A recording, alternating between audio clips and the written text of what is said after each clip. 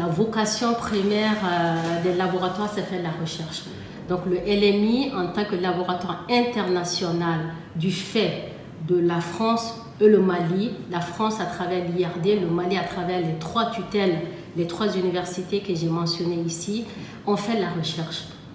Le laboratoire a 4 thématiques phares. On a une thématique sur le territoire, les dynamiques de mobilité. On a un axe qui permet de réfléchir un peu sur les cohésions sociales à travers les prescriptions religieuses et l'économie morale du développement. On a un axe qui interroge les questions de terroir, d'identité et de médiation.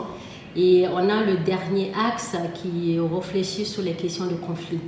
Les conflits locaux, les conflits globaux, je crois que c'est la thématique de conflit, elle fait d'actualité. Voilà les 4 thématiques ou axes phares du LMI. En plus de ces axes-là, on a mis en place des équipes de recherche qui sont plus opérationnelles parce qu'ils travaillent autour d'un objet bien précis et ça regroupe aussi des chercheurs qui travaillent sur cette thématique-là. La première équipe de recherche, elle est sur la question foncière, la question sur la décentralisation qui est portée par les collègues du laboratoire. On a l'équipe 2 qui travaille sur la nouvelle mobilité à travers la migration justement. On a une 3e équipe qui travaille sur l'État, la société, la suppléance versus gouvernance, analyser tout cet espace.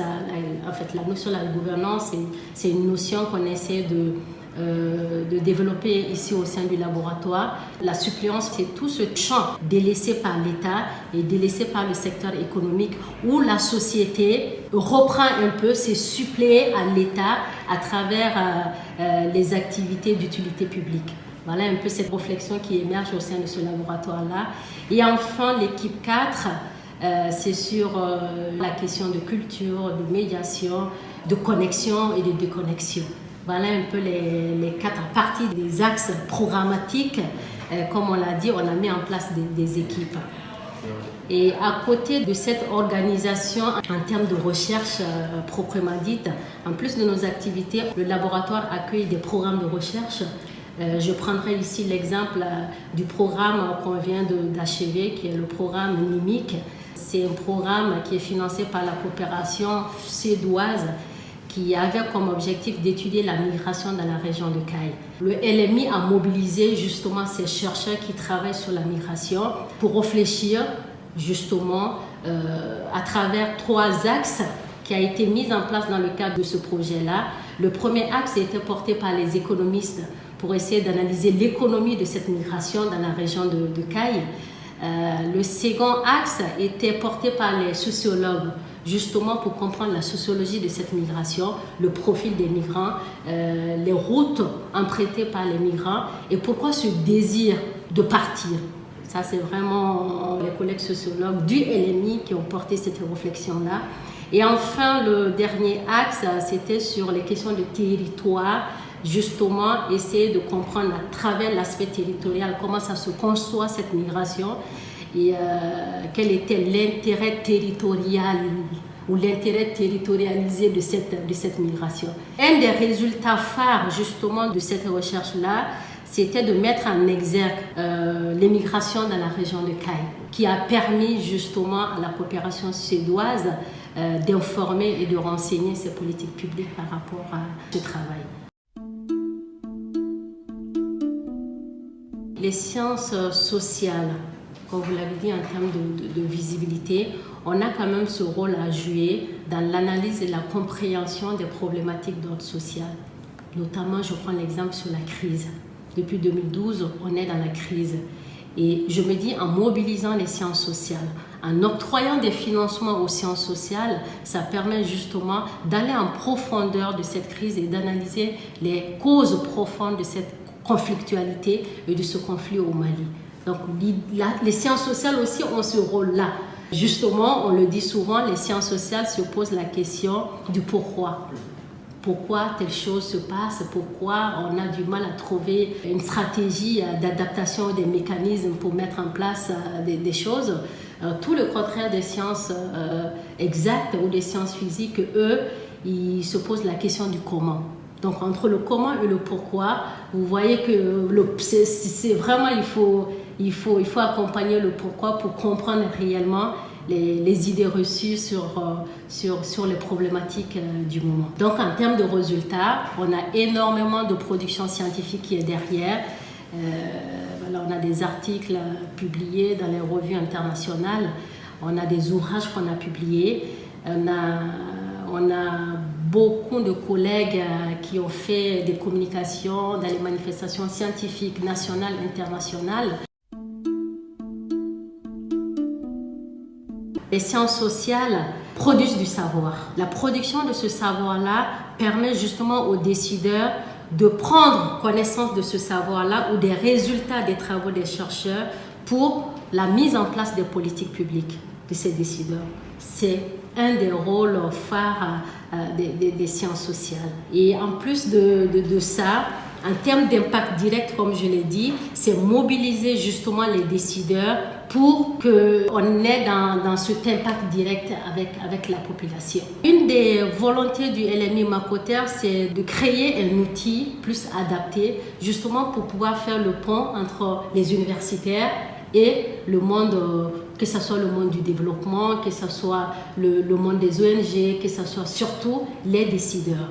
C'est ce qu'on a essayé de mettre en place à travers le forum universitaire de Bamako qu'on a mis en place en novembre récemment. On a organisé un grand forum international sur la transition parce qu'on est en plein cœur dans la transition. L'idée, c'est de mobiliser les universitaires plus les acteurs de la société civile et les acteurs de la société publique et politique pour réfléchir ensemble sur la transition. L'intitulé de ce forum, c'était « Penser la transition à travers les impasses de l'État ». C'était un forum qui permettait de débattre autour d'une problématique que le Mali vit. Donc c'était sur une journée, on l'a fait, ce forum, on l'a organisé au Mémorial Modibo Keïta, qui nous a permis de mobiliser tous ces acteurs-là. Et pendant une journée, on a eu des enseignements assez intéressants par rapport à la transition, tout en mobilisant justement l'histoire pour comprendre l'historicité de cette transition au Mali.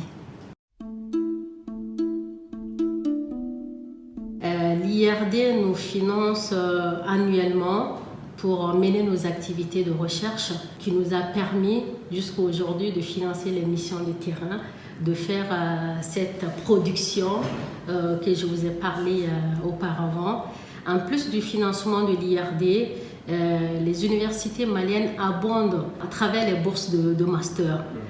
J'ai parlé un peu de notre master qu'on a mis en place. Et chaque année, on a entre 5 et 9 bourses financées intégralement par les structures partenaires, c'est-à-dire les universités. Donc en plus du financement de l'IRD, en plus du financement de nos tutelles, qui sont les 3 universités en sciences sociales, on n'a que des programmes de recherche qui nous permettent, nous, de remobiliser un peu ce fonds-là pour financer la thèse de nos étudiants. La première difficulté, c'est le financement de la recherche. Les sciences sociales ne sont pas financées par le Mali. Peut-être c'est les sciences sociales de façon un peu générale en Afrique, mais en particulier, le Mali, le gouvernement malien ne finance pas les sciences sociales. Je pense que c'est le moment de faire un plaidoyer auprès des décideurs justement pour abonder en termes de financement, quitte à flécher des fonds sur les sciences sociales pour essayer de donner des mécanismes pour réfléchir sur les problématiques du moment. Et cette difficulté, je rajoute aussi le fait qu'on ne finance pas les sciences sociales. Ça permet à beaucoup de collègues universitaires d'aller dans les consultations. On est dans une prédominance de consultation aujourd'hui. Ces jeunes très brillants qui sont au niveau des universités sont sollicités par les ONG, par les organisations internationales justement pour faire des travaux ou faire de la recherche. Or, la recherche, elle doit se faire à l'université, mais les chercheurs brillants qui ont des compétences pour analyser et critiquer les politiques publiques sont en dehors de l'université pour mener cette recherche-là. Donc, c'est un gros problème. Mon message va plutôt à l'endroit de l'État. J'ai beaucoup parlé du financement. J'ai beaucoup parlé de cette difficulté pour les universités en sciences sociales de faire la recherche parce que justement il n'y a pas de financement. Le Mali a essayé depuis, on est à la 2e édition du FCRIT, que le Fonds compétitif pour la recherche, qui permet justement de financer la recherche au Mali, c'est un fonds public. Mais 50 voire 80% de ce financement est destiné aux sciences exactes, sciences physiques, sciences biologiques. Je pense que c'est le moment aussi pour l'État de flécher un peu ce financement-là sur les sciences sociales.